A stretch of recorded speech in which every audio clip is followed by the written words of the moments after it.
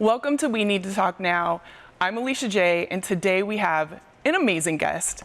She is an Olympic champion, a World Cup champion, and that's just to name a few. Please welcome Crystal Dunn. Thank you so much for being here. Thank you so much for having me. I'm so happy to be here. Man, to say that you've had an amazing year is an understatement.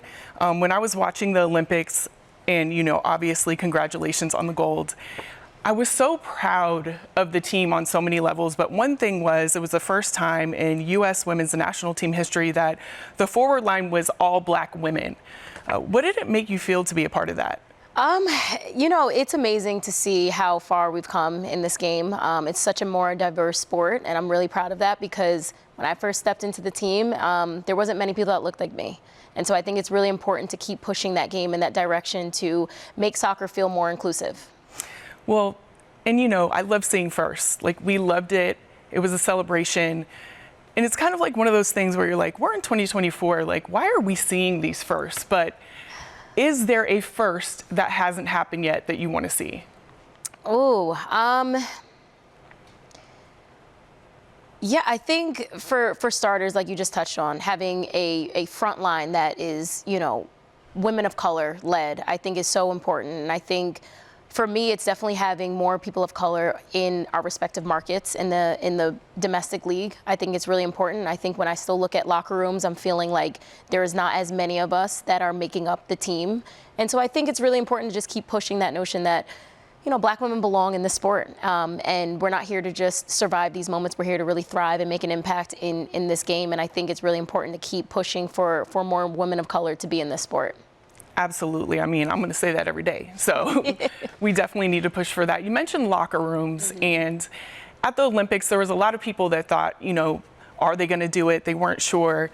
And you guys were locked in, obviously. You got the gold. What was that locker room mentality like?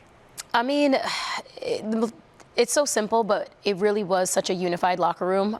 We had a common goal of not trying to go out there and prove anything, but just showing up for each other. And I think that's really important. As a member of the U.S. women's national team, we are always having a target on our back. Everyone's watching. Are we going to do it? Are we going to win? Are we ever going to be good the way we were before historically? And I think for us, we didn't really look at that. We looked at each other. We stayed committed to the process and committed to the journey. And I think that's really what allowed us to be in that moment receiving a gold medal at the end of the tournament is feeling like we just stayed committed to the journey.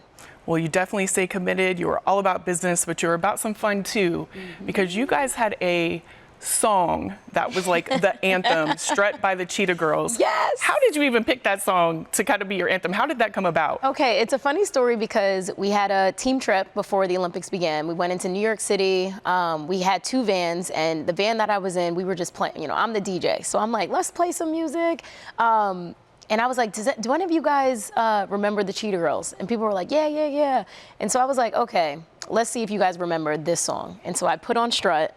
And everyone was like just having the time of their life. And I was like, this is so funny because Cheetah Girls is like my generation. And my teammates sometimes are a bit young, so I never know what they're listening to, what shows they grew up with. And I think it was just such a moment of realization that, no, we all actually have this shared experience of watching the Cheetah Girls. And so that song just became our anthem because I think it brought back so many memories of just us as kids and just this collective group coming together and just being able to share in that moment. And honestly, that song got us so pumped before every single game. It was incredible. Listen, I'm here for some Cheetah Girls. That's me too.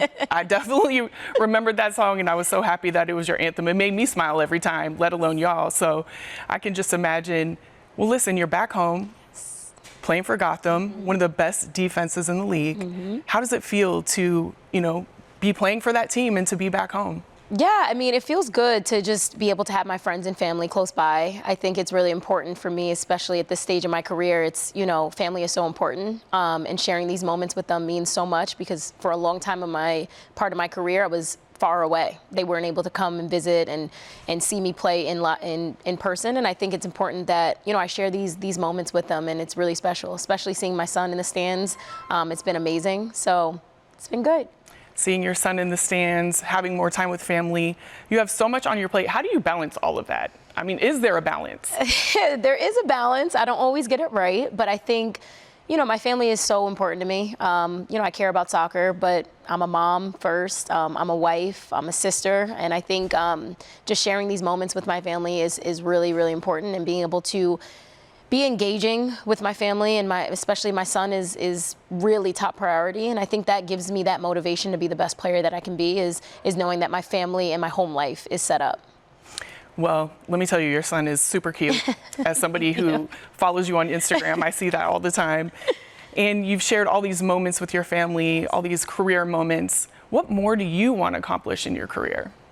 Oh man, I think I look back on my career and I've been very fortunate to be as successful as I have been. And there's not much more that I feel like I need to feel, you know, like I need to chase something more. I think for me, it's just the joy that I feel every day. I want to continue waking up and enjoying playing the sport that I love. I want to be, you know, the best teammate that I can possibly be. And I think sometimes, you know, you don't always get everything on every day. But I think what I'm chasing is really that joy that I feel every single moment that I'm on the field.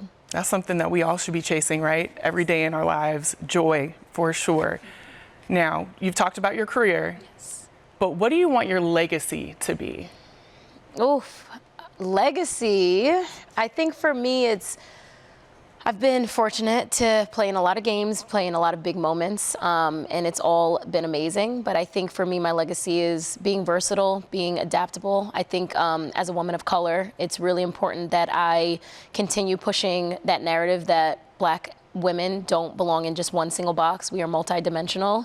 And so I think for me, there's been a lot of stereotypes placed on Black athletes. And I think for me throughout my career, I've been able to help break down those stereotypes and say, listen, I can play anywhere. You know, I can solve problems on the field, not just with my athletic ability, but my ability to solve problems cognitively. And so I think, you know, I'm really proud of my versatility because I think it just proves that, you know, I belong anywhere on the pitch.